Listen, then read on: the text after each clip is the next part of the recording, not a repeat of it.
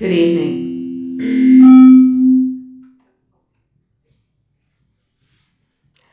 My name is Margot Reed. I'm the president of the Whittier League of Voters. And I'd like to welcome all of you to a candidate forum for the Whittier Union High School District. We had planned to do the high school district trustee districts 2 and 3. As you can see at the moment, or soon, we have at the moment 2 candidates for District 2, and we have only 1 candidate who has arrived for District 3. Because the League of Women Voters has a policy that we never hold an empty chair forum, in order to leave the impression that the League does not support any candidate for any office, which we have never done in our 104-year history. If our other candidate for District 3 does not show up, then unfortunately, Ms. Canchola will also not be able to participate in the forum. She will be here, however, if you would like to chat with her at the conclusion of the forum. The League of Women Voters is a nonpartisan political organization.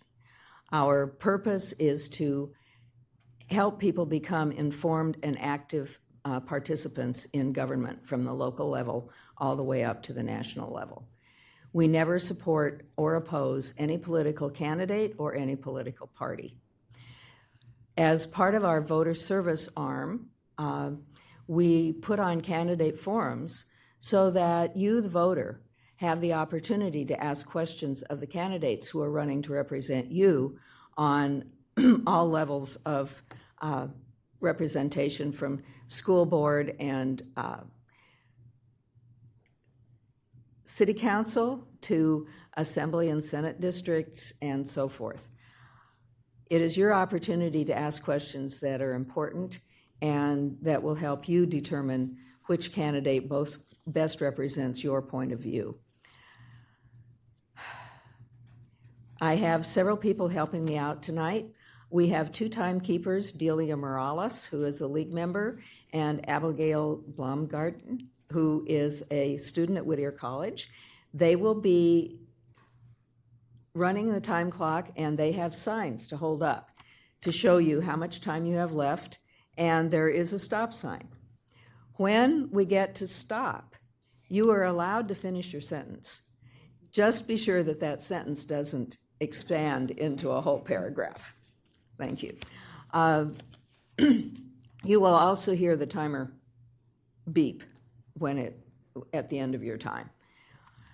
So, in addition to that, we have 2 people here, Beverly Walker from the League of Women Voters and Cindy Peterson from the American Association of University Women, who will be reading the questions that you have submitted for clarity, for civility, for pertinence to school district policy and governance.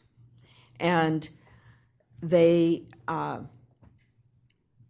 sometimes occasionally will combine a couple of questions if they seem to be on the very similar topic. So that's the role of our question sorters here on the side. Now, I think we will begin, and we have 2 candidates who are running for Area 2, and Area 2 is primarily the kind of core part of Whittier. It includes Cal High and Whittier High, and the other district that is on the ballot at this point is Area 3, which is a little bit south of there. So it's mostly South Whittier, Pioneer, right? Pioneer, Santa Fe High School. And a bit of Santa Fe. So there's a map on the wall and a map on your TV screen. We are looking at District Green and Blue. Okay, so the District Green is Area 2, District Blue is Area 3.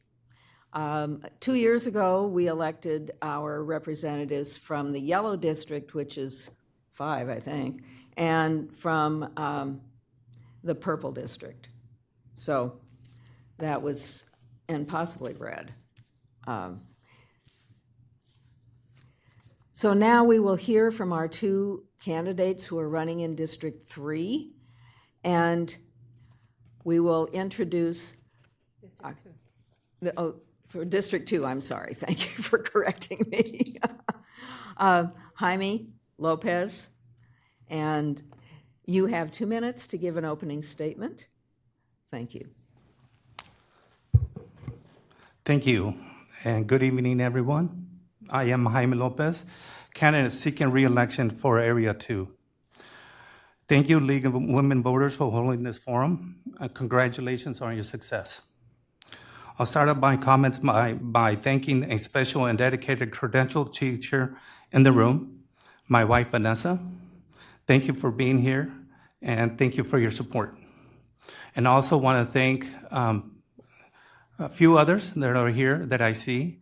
The President of WSEA, Matt Francis, and Vice President Alex McKenzie, and school board members, fellow Trustee Rodriguez Moises here, and of course, school board member from Rio Hondo College, Vicky Santana, and Whittier City, Elizabeth Leon. I think she's out there. So thank you for being here. A little bit about me. Vanessa and I have lived in the district since 2002. We are proud parents of 2 Whittier Union High School District alumni. Our son attends Rio Hondo College, and our daughter has graduated from CSU Long Beach with a master's degree. In the 3+ years I have been a trustee, I have successfully leveraged my influence to ensure our students on a pathway to a successful future by maintaining our district's balanced budget, academic and athletic competitiveness, and strong facilities. Additionally, I have worked to ensure that our teachers and classified staff are respected, well compensated, and are provided with necessary resources. Key highlights as a trustee include saving the district over $1 million by appointing a trustee instead of holding a costly election, successfully advocating for the renovation of baseball, softball fields, pools, and other facilities, establish strong contracts between labor union partners and the district. Thank you. Thank you, Mr. Lopez. Next, we will hear from Magdalena Baranian. Good evening. Thank you for everybody who's here today. I want to thank all my friends that are here to support me, and thank you for the Whittier League of Women, the Women League of Voters, and for Jaime as well. My name is Magdalena Mo. I am a community leader here in the city of Whittier, my hometown. I am very involved in music and art, and I will continue to advocate for the arts, for our community and our students. To be successful, we must invest in our classrooms and vocational programs to ensure that our students have all the resources and have a successful path to education. I am also advocating for vocational classes and trade schools so that our students are going to be employable when they leave high school. We have many students right now that are not graduating, and many of them that are leaving high school with no path. I want to advocate for a path for all of our students, for higher education and to be employable.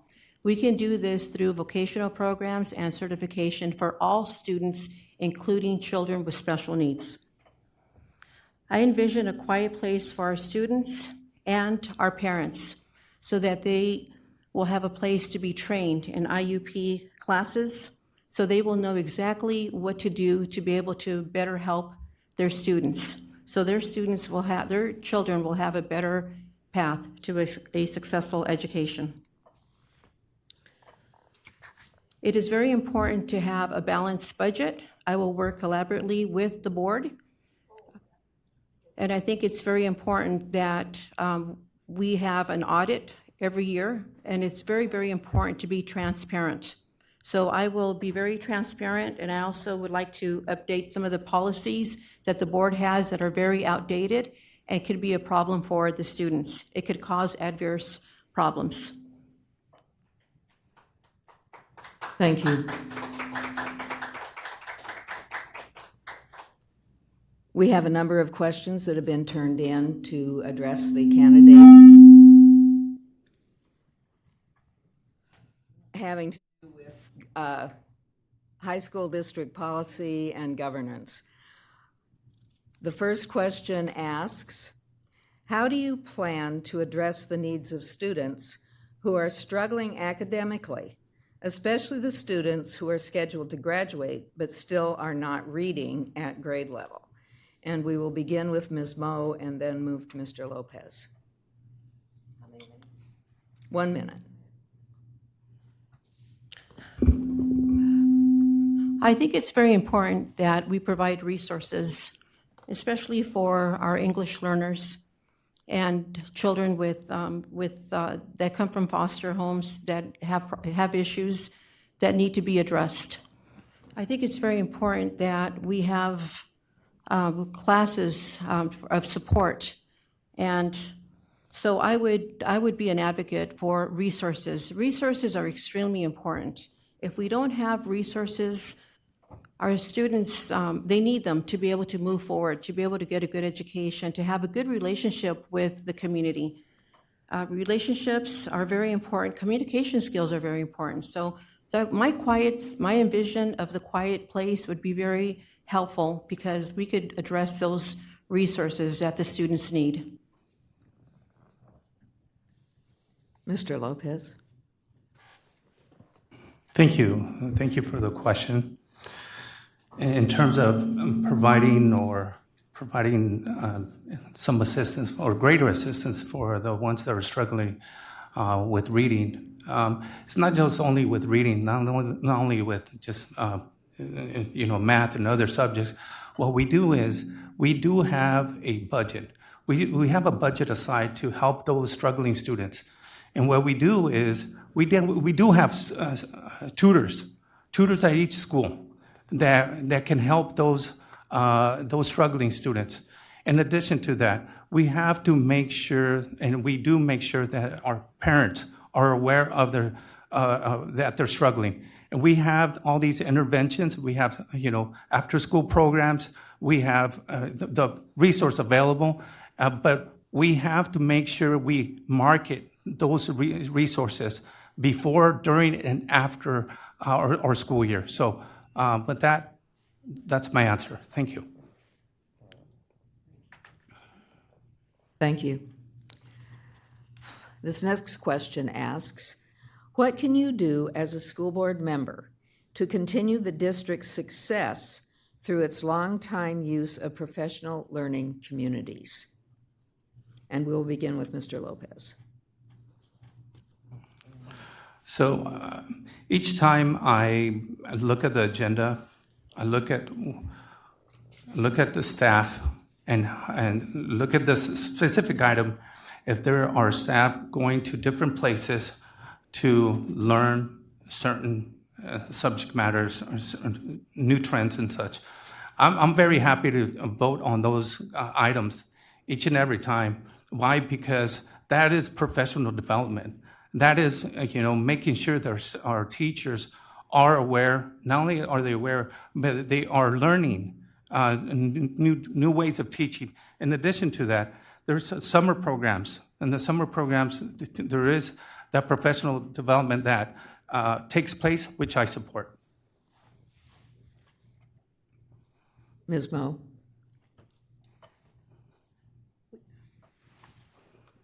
We must invest in resources for all students and teachers so they will be successful.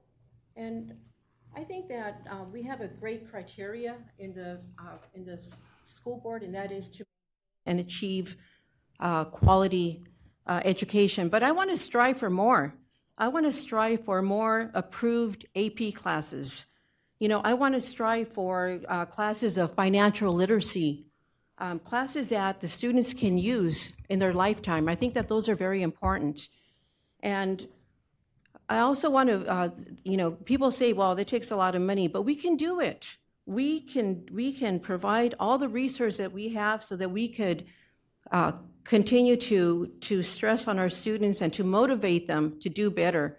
And the school is doing very well by having a great path of success, but I want to see more classes that are creative, that our students will have so that they will be successful and they will be entrepreneurs in our community and our future leaders.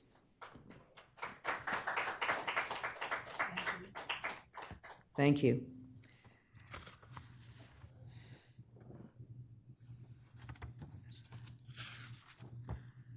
Okay, this question asks, when compared to other districts across the state, Whittier Union has had and continues to have success with at-promise students.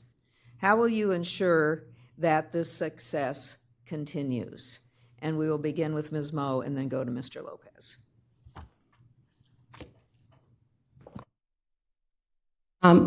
We must continue to have all of the resources, the after-school programs, tutors. I think one of the things that the Whittier board has that's very good is that they have very good data.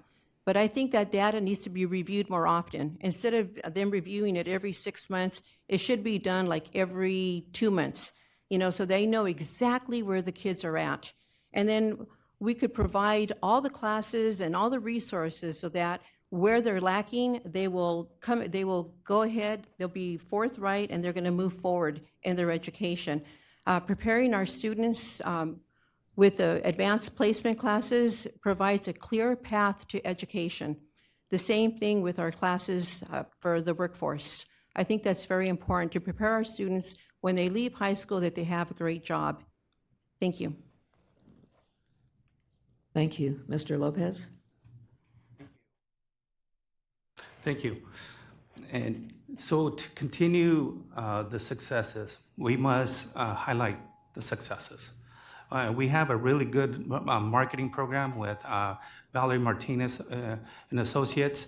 They do a really good job in highlighting our successes, whether it's athletics, whether academics, whether it's community involvement. We must continue doing that. The resources. We have many resources available to the students, to the teachers. We just have to make sure we continue allowing them to be part of, making that decision and use and utilize those resources. Thank you. Thank you.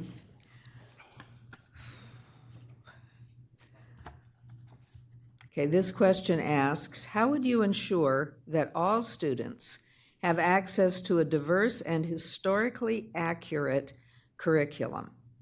And we'll begin with Mr. Lopez and then move to Ms. Moe.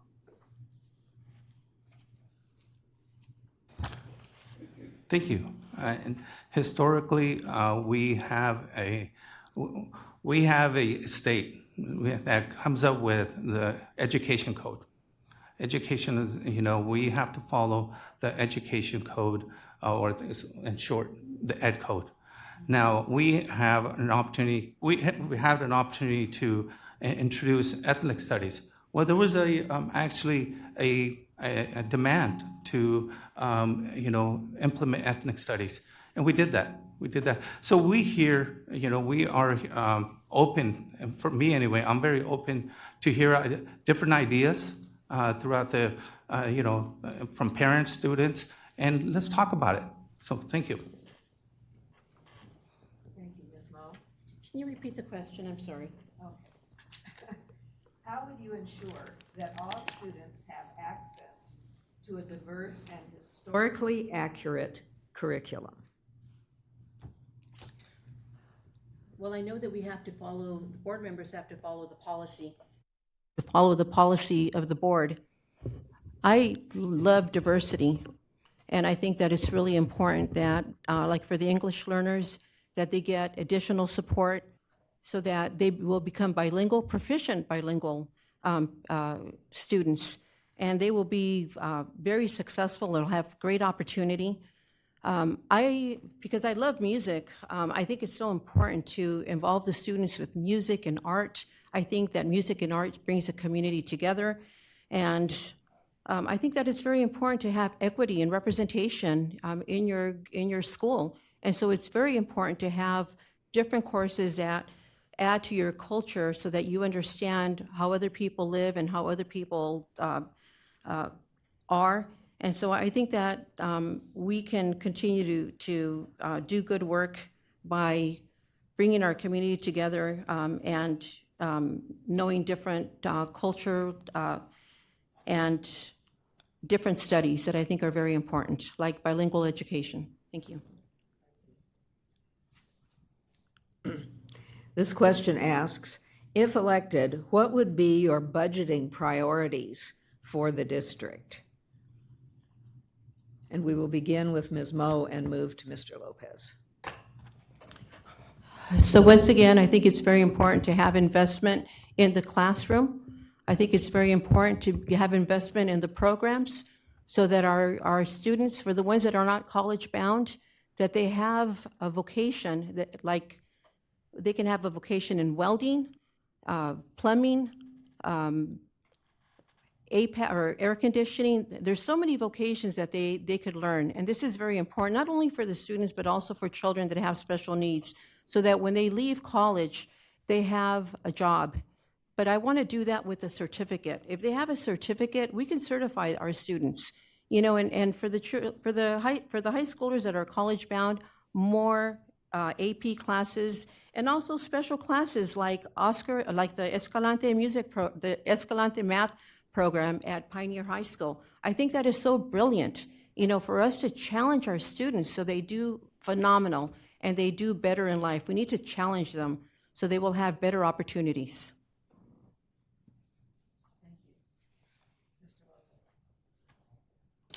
Well, first and foremost, we have to have a balanced budget. If we cannot have a balanced budget, then, you know, then resources have to be considered. So my goal is to always have a balanced budget. But at the same time, you know, we have to make sure that our teachers and students are being respected. How are they being respected? Make sure the teachers are getting paid well. And make sure the classified employees are getting paid well with benefits. And make sure that students get the resources, athletic facilities, all facilities, you know, with maybe a science lab, you know. So we have to, yes, it's a balancing act, but I think we have been doing it, and we continue to do it. So I want to, you know, thank you for the question.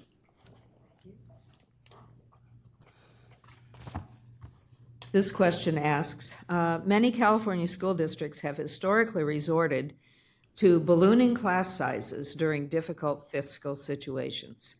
What alternatives can Whittier Union High School District offer other than large class size? And we will begin with Mr. Lopez. So we do have a really good relationship with our teachers union.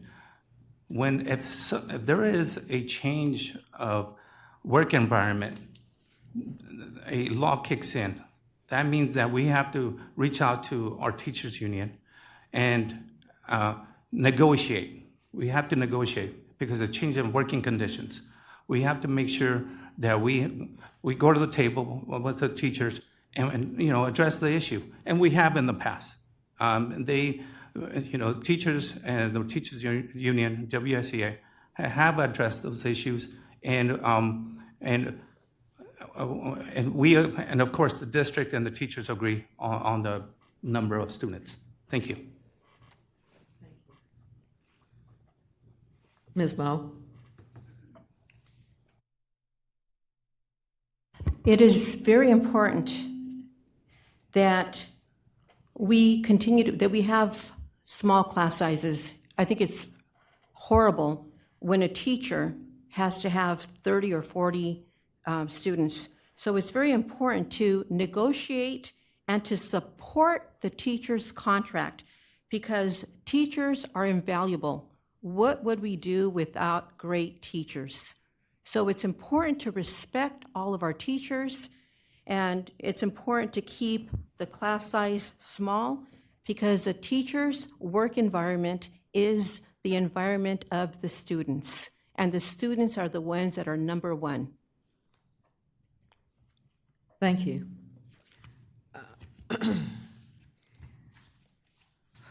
How would you ensure that all students are safe and included at school, regardless of their ability, their ethnicity, religion, gender, or sexual identity?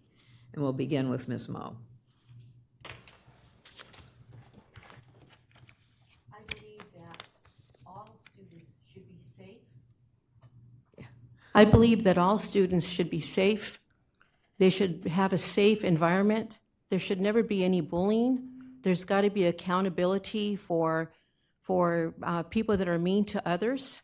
And I know that when I go to California high school, I have to be checked in. I don't just walk into California high school. I'm a Rotarian, and we support the Interact Club.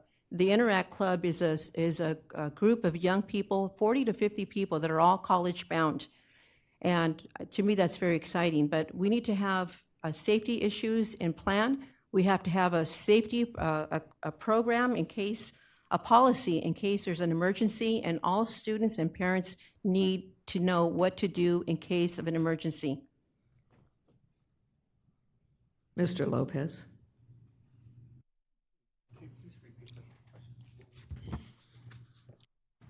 How would you ensure that all students are safe and included at school, regardless of their ability, their ethnicity, their religion, their gender, or their sexual identity? I'll just address the safety issue. Just want to make sure, let everyone know that we do have a really good relationship with the SRO, which is the police department, with Whittier Department, and also Whittier Police Department, and also with the Sheriff's Department. So we do have, and superintendent does have constant communications with the Sheriff's Department and the Whittier Police Department. So we have a really strong relationship there and make sure that our students are safe. And then in terms of encourage, and here's the thing, we encourage our students to be part of different clubs. It doesn't matter what race they are or ethnicity they are. We encourage them. We encourage them to get involved with chess club, athletics, after-school programs. Tutoring. You can, if they're seniors, they can tutor freshmen. So all these things are part of make them feel more inclusive in our district and each respective high school. Thank you. Thank you. This question asks, how would you respond to challenges to books or aspects of curriculum? And we'll begin with Mr. Lopez. So we have experts. We have experts in the district, which is our teachers, advisors, and such. So they review different books. They review different curriculum, and then they bring it to one of the assistant superintendents, and they bring it to the board. So there is that vetting process that takes place before it gets to us. And in addition to that, we get to ask questions. We get to see the books. We have an opportunity to read the books as well. So there is a process, a professional process in place already. Thank you. Can you read that question again? Thank Yes. How would you respond to challenges, and I think this is by the community or by parents in the schools, to books or curriculum content? That's a very good question. I think one of the biggest problems that the parents have is that they feel like it's important for them to be involved in their parents' education. And so I believe that parents have a right to know exactly what curriculum they have. We also have to go by policy, and like Jaime says, there are professionals that will address the books. But I think it's also very important for us to challenge our students and to let them think. It's important for our students to be thinkers, to be able to identify problems and be able to think so that they will know what to do as they get older. And I think it's important for students to question issues that come up. It's okay to be creative and to question things so that they will be better prepared in the future for any problems that they may have. Thank you. This question asks, what life experiences have you had that help qualify you for a governance role in our school district? And we will begin with Ms. Moe and then go to Mr. Lopez. I am very involved in my community. I became a Rotarian, and I became a Rotarian when I went to California High School, and we went to an Interact club meeting. There was 40 to 50 students, all college-bound, many of them for the first time in the lineage of their family's history. To me, that was very exciting. After that, I became a board member for the Whittier Regional Symphony, and I bring lots of diversity, and I welcome my community. I'm also a board member for the East Whittier Music and Arts Foundation. And one of the things that I have is that I like to identify problems, and then I like to bring creative solutions to fix those problems. So with that and the love for my community, it's a great balance to be able to be a proud representative of my community. Thank you. Mr. Lopez? Thank you for the question. First and foremost, my kids graduated from Whittier Union High School District, and one in 2017 and the other one in 2021. So I do have that respective angle. And in addition to that, 3+ years on the board has taught me how to be a good board member. And in addition, I learned so much in terms of academic policy, athletic policy, and many other things. And what really stands out for me, my attribute is I listen to people. Now, and I'm an advocate, and that's what I tell when I speak with a lot of people throughout the district. I'm your advocate, and I'll be the voice. Let me know how it can help. And when I go to speak with parents at back-to-school nights, how's everything? How can I help?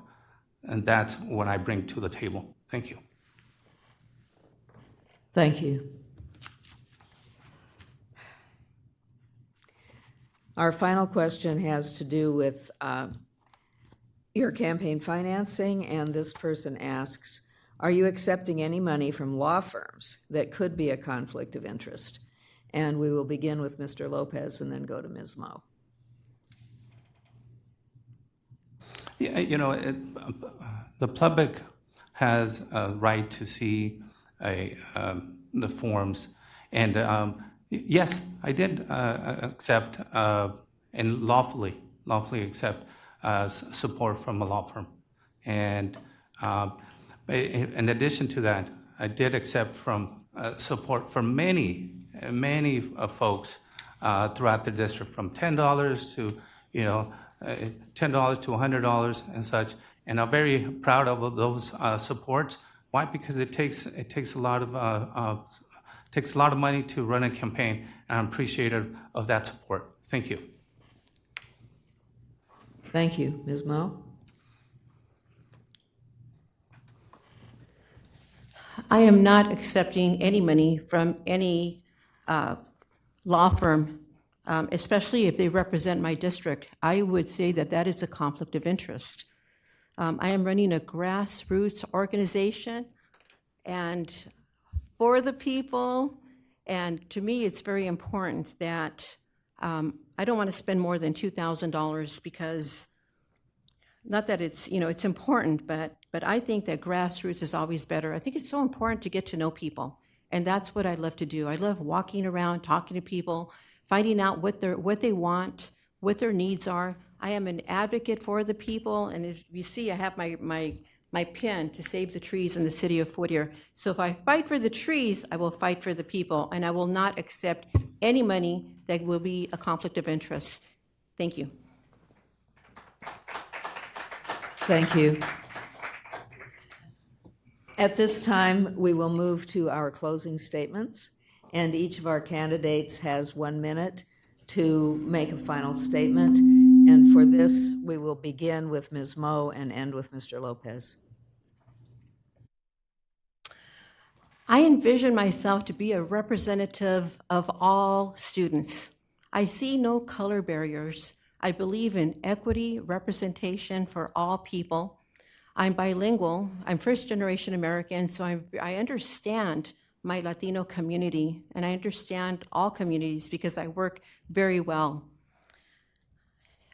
With the support of colleges, universities, nonprofits, and our community, we can create a strong and sustainable network of resources and assistance for the diverse students in the city of Whittier. I am confident that with our collected efforts, we will create a foundation for our students and for their life that is going to come ahead. I strive for excellence in education, and I would be proud to represent my community. Thank you. Thank you. Mr. Lopez. Thank you. Just want to say that I supported and activated Girls Flag Football Program throughout the district, partnered with Rio Hondo College to reintroduce the Math Academy, and I was voted in as Trustee of the Year, recognition by the LA County Trustee Association, or LACSTA. In closing, I want to thank the League. I am committed to serving with integrity, working hard to ensure a strong foundation established for a stronger future for our students.